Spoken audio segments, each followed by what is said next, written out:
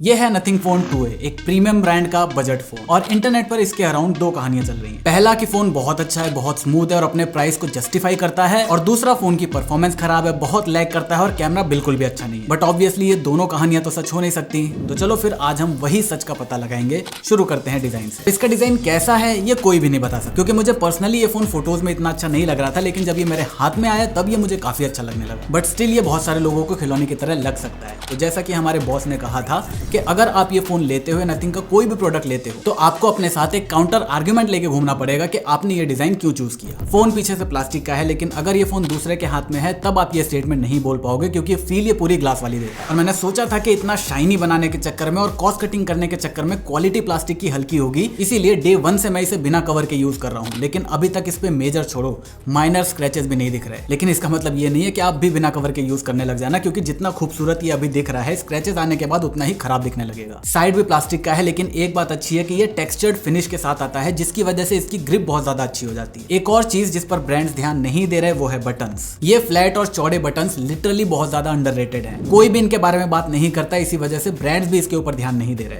और महंगे महंगे इवन अपने फ्लैगशिप फोन्स के अंदर भी ऐसे पतले पतले से बटन दे रहे हैं। तो यूजर के एक्सपीरियंस पर ज्यादा ध्यान देने के लिए good job nothing. Size wise phone definitely बहुत बड़ा है, सिंगल हैंड से तो आप यूज इसे कर ही नहीं पाओगे। पीछे आपको कैमरा मॉड्यूल के साथ फ्लैश और सेकेंडरी माइक्रोफोन मिल जाता है, और इसी कैमरा मॉड्यूल के अराउंड NFC कॉइल भी लगी हुई है, जो कि मुझे बहुत ही अच्छा इंप्लीमेंटेशन लगा। आपको टैप टू पे करने के लिए ढूंढना नहीं पड़ेगा कि फोन को कहां से टैप करना है। रही बात ग्लिफ लाइटिंग की, तो उसके बारे में हम आगे बात करेंगे। तो मुझे पर्सनली ये डिजाइन काफी अच्छा लगा, इसी वजह से मैं इस डिजाइन को हिट रखना चाहूंगा। अब इस डिजाइन से हटते ही आपकी नजर जाएगी सीधा इस 6.7 inch full HD plus AMOLED 10 bit display के ऊपर, जो अपने प्राइस के हिसाब से एक अच्छी डिस्प्ले है। लेकिन इसकी खास बात यह है कि 25,000 के अंदर आने वाला ये इकलौता फोन है जिसके चारों साइड्स की बेजल्स इक्वल है, और कॉस्ट कटिंग करने के चक्कर में बेजल्स को मोटा भी नहीं किया गया है। लेकिन क्या इससे इसकी प्रैक्टिकलिटी या फंक्शनैलिटी पे कोई फर्क पड़ता है? बिल्कुल भी नहीं। लेकिन ये स्टेप कंपनी के थॉट प्रोसेस को दिखा रहा है कि वो स्पेक्स, बेंचमार्क और गिमिकी टर्म्स के पीछे न भाग के एक्चुअल कस्टमर के यूजर एक्सपीरियंस के ऊपर ध्यान दे रही है, उन चीजों के ऊपर जो चीज खरीदने के बाद यूजर को समझ में आई। क्योंकि अगर स्पेक्स वाइज देखा जाए तो iQOO Z9 की डिस्प्ले इससे ज्यादा बेटर है, जो 4,000 रुपए सस्ता है, और इसमें आप नेटफ्लिक्स के अंदर HDR भी देख सकते हो, जो इसमें नहीं देख सकते। इवन इस प्राइस में आने वाले सारे फोन स्पेक्स वाइज इससे बेटर डिस्प्ले ऑफर करते हैं। लेकिन अगर आप साइड बाय साइड इन दोनों डिस्प्लेस को देखोगे तो आपको फर्क पता नहीं चलेगा। अब हाँ, कहने को ये 1300 निट्स की डिस्प्ले है, लेकिन ऑब्वियसली उतनी ब्राइट नहीं होती है। लेकिन हाँ, धूप में आपके सारे काम बहुत आराम से हो जाएंगे। अच्छी बात यह है कि बजट में होने के बावजूद भी आपको यहाँ पर कॉर्निंग गोरिल्ला ग्लास 5 की प्रोटेक्शन मिलती है। इसी डिस्प्ले के नीचे आपको फिंगरप्रिंट सेंसर भी मिल जाएगा, जो बहुत अच्छे से काम करता है। मैंने आज तक एक बार भी रिजेक्शन फेस नहीं किया है। बाकी हैप्टिक्स इस प्राइस के हिसाब से ठीक ठाक है, but the speakers are one of the best if not the best. मैं लाउडनेस की बात नहीं कर रहा, लाउड तो पंड्या को देख के जनता भी हो जाती है। मैं बात कर रहा हूँ क्लैरिटी की, बेस की। वो सारी चीजें कंपटीशन के हिसाब से इसमें ज्यादा बेटर है, इसीलिए कलेक्टिवली ये सारी चीजें मेरे लिए इस फोन में हिट है। Not talking about the performance, इसमें आपको Dimensity 7200 प्रो चिपसेट देखने को मिलता है। प्रो, अल्ट्रा, इन सारे नाम के ऊपर आपको नहीं जाना है। इसके अंदर बेसिक Dimensity 7200 ही है, जिसे UFS 2.2 स्टोरेज के साथ पेयर किया गया है, जो मेरे हिसाब से एक स्लो स्टोरेज है। और ऐसा भी नहीं है कि इस प्राइस में ज्यादा स्टोरेज दी नहीं जा सकती थी। Note CE4 के अंदर 3.1 की, और Poco X6 Pro में आपको UFS 4.0 मिल रहा है। तो कॉस्ट कटिंग करने के बाद भी इसमें UFS 3.0 तो दी जा सकती थी। अब जिन लोगों को ये समझ नहीं आ रहा कि हम परफॉर्मेंस की बात कर रहे थे, इसमें स्टोरेज की कहानी कहां से घुस गई, तो आपको एक सिंपल एग्जांपल से समझाता हूं। मान लो हमारा प्रोसेसर एक साथ 4 रोटी बनाने की ताकत रखता है। अब शायद मुझे स्क्रिप्ट लिखते टाइम भूख लग रही थी, तो मैंने रोटियों का एग्जांपल ले लिया। और स्टोरेज का काम है प्रोसेसर तक डो को पहुंचाना। तो अगर हमारी स्टोरेज फास्ट है तो वो एक टाइम पे 4 डो प्रोसेसर को पहुंचा पाएगी, जिससे एक ही टाइम में प्रोसेसर अपनी मैक्सिमम कैपेसिटी पे काम करके 4 रोटी बना देगा। लेकिन अगर स्टोरेज स्लो है तो वो एक टाइम में 3 ही डो पकड़ा पाएगा, जिसकी वजह से प्रोसेसर जो 4 रोटियां बना सकता था वो 4 की जगह 3 ही रोटी बना पाएगा एक टाइम पे। इसीलिए प्रोसेसर की पावर का पूरा यूज करने के लिए एक फास्ट स्टोरेज भी उतनी ही जरूरी है, और इसीलिए मैं कह रहा हूं कि इसमें UFS 3.0 दिया जा सकता था।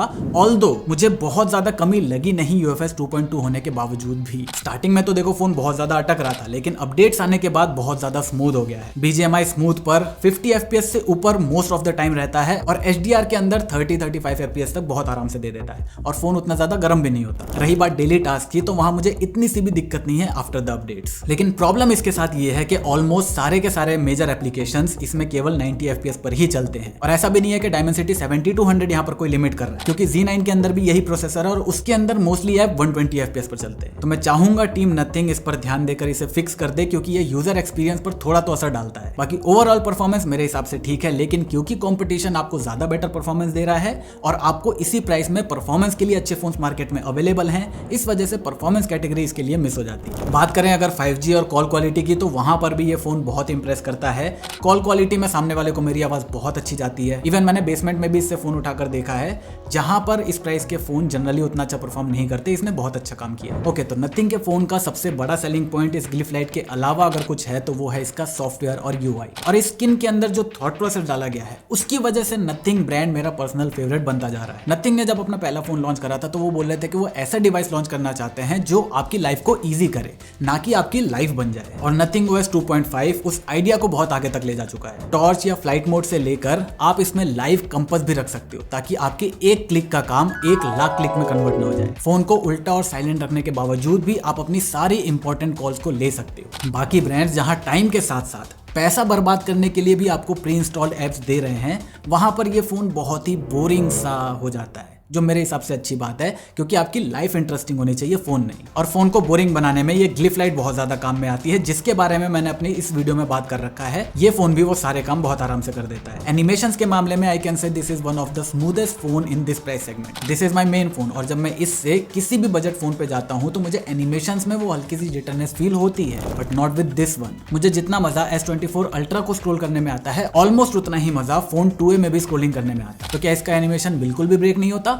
है। टाइम टाइम पर ये फोन आपको याद दिलाएगा कि भाई आपने बजट फोन ही खरीदा है। लेकिन इस प्राइस सेगमेंट में जितने फोन आते हैं उसमें इसका एनिमेशन सबसे बेस्ट। लेकिन स्मूथ होने के साथ साथ इसमें बग्स भी हैं जो अभी तक फिक्स नहीं हुए हैं। जैसे गैलरी ऐप को यूज करते टाइम अगर मैं फोटो देख रहा हूं तो मुझे बहुत कलरफुल दिख रही है, लेकिन जब मैं उसको खोलता हूं तो अचानक से उसकी सैचुरेशन कम हो जाती है। अभी फोन में BGMI नहीं चल रहा है, लेकिन नोटिफिकेशन में ये दिखा रहा है कि BGMI चालू है, तो अब मुझे फोन को रीस्टार्ट करना पड़ेगा। कैमरा फोटो लेने के बाद बहुत देर तक प्रोसेस करता रहता है, और चलो इससे भी एक बार को काम चल जाता अगर ये फोन लगातार फोटोज खींचता रहता। प्रोसेसिंग में बाद में हम देख लेंगे, लेकिन अगर आप इसमें बहुत जल्दी 50 फोटोज लेने की कोशिश करोगे तो लेट प्रोसेसिंग की वजह से ये केवल 10 या 15 फोटोज ही ले पाएगा, जो कई लोगों के लिए एक बहुत नेगेटिव पॉइंट है। इसके अलावा आई डोंट नो इस फोन का एस्पेक्ट रेशियो की बात है या क्या है। जैसे मैंने FPS काउंटर चला रखा है, तो अगर मैं कंटेंट देखना शुरू करता हूं तो ये बिल्कुल कोने में चला जाता है और कट जाता है। इस गेम के अंदर कॉइन्स वाला सेक्शन कट जाता है। जियो सिनेमा के अंदर ब्राइटनेस वाला काउंटर कैमरे के पीछे छिप जाता है, मुझे फोन को उल्टा करना पड़ता है फिर। तो ये जितनी भी दिक्कतें हैं, आई नो 1-2 अपडेट्स और आएंगे और ये सारी चीजें फिक्स हो जाएंगी,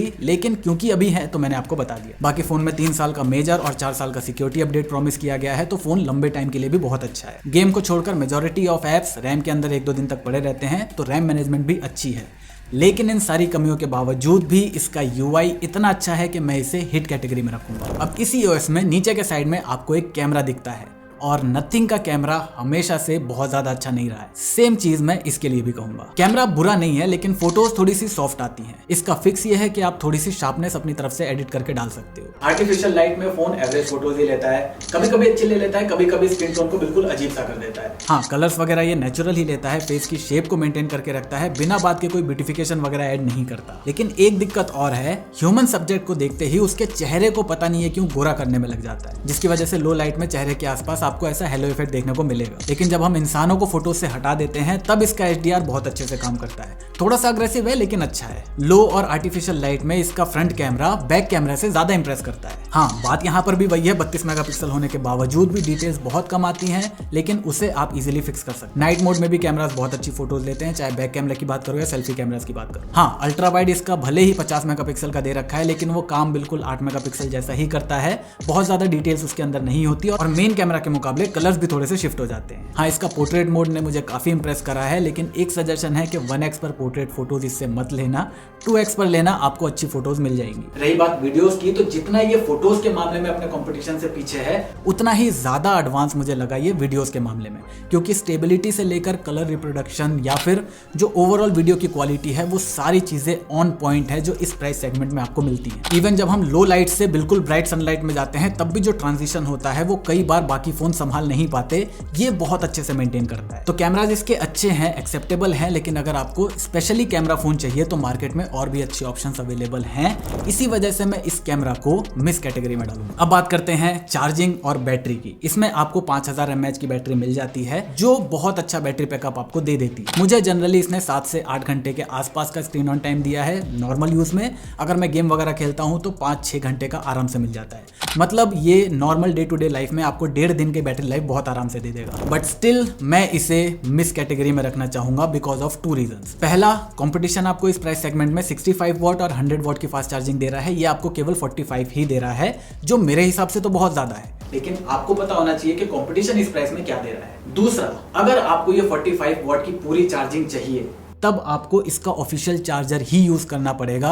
ये मेरे मैकबुक का चार्जर है जो पीडी चार्जिंग को सपोर्ट करता है, जिसे नथिंग भी सपोर्ट करता है। बट स्टिल ये 65 वॉट का होने के बावजूद भी चार्ज करने में 1 घंटा 20 मिनट के आसपास का टाइम लेता है। और नथिंग का जो ऑफिशियल चार्जर है जो सिर्फ 45 वॉट का है, वो इसे 1 घंटा 5 मिनट के आसपास में फुल चार्ज कर देता है। तो इन दोनों रीजंस की वजह से इसकी बैटरी जाएगी मिस कैटेगरी में। अब अगर मैं एक नॉर्मल फोन का रिव्यू कर रहा होता तो ये सारे पॉइंट मोर देन इनफ है इसे कंक्लूड करने के लिए, लेकिन इस फोन में कुछ एक्स्ट्रा भी है जिसे मैं अटेंशन टू डिटेल कहता हूं, जो बाकी ब्रांड्स ध्यान नहीं दे रहे, क्योंकि ये ऐसी चीजें हैं जिसको मार्केट नहीं किया जा सकता और ब्रांड्स उन चीजों पर ही ध्यान दे रही है जिसे मार्केट करके इजीली सेल किया जा सकता है। जैसे इसकी अनबॉक्सिंग से ही शुरू करूं, बहुत ही क्लासी अनबॉक्सिंग है। इसके बाद अपनी आइडेंटिटी को बनाए रखने के लिए इसकी केबल और सिम इजेक्टर टूल तक ट्रांसपेरेंट दे रखा है ताकि वो इसके डिजाइन लैंग्वेज को मैच करे, जिसकी जरूरत बिल्कुल भी नहीं थी, लेकिन एक कंज्यूमर इसे खरीदने के बाद जब यूज करेगा तो उसको एक अलग सा सेटिस्फेक्शन मिलेगा। होम स्क्रीन को पहली बार इंट्रोड्यूस करने से लेकर ये जो साइड में टेक्सचर दिया गया है, ये चीज ये दिखाती है कि कंपनी में लोग बैठकर ये डिसाइड कर रहे थे कि फोन में क्या क्या चीजें देनी है।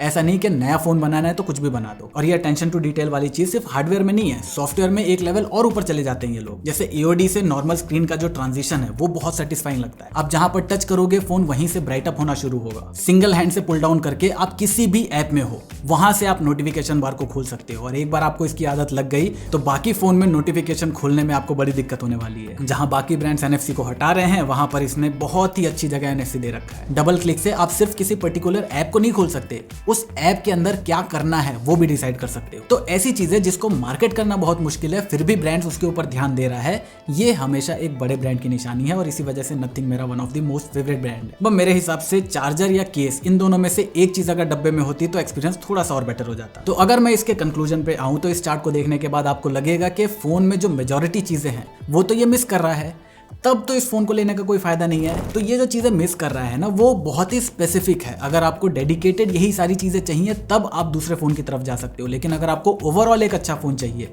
तब ये बहुत ही स्लाइट मार्जिन से इन सारी चीजों को मिस कर रहा है, जिससे आप इजीली इग्नोर कर सकते हो और आपको जो अच्छी चीजें मिल रही हैं वो बहुत ही ज्यादा अच्छी है। तो अगर आपको 6-6 घंटे तक गेम नहीं खेलना, अगर आप रोज बहुत ही एस्थेटिक फोटोज नहीं खींचने वाले, तब मैं आपको लिटरली कह रहा हूं कि आंख बंद करके आप इस फोन को ले सकते हो, आप बहुत ज्यादा खुश रहोगे।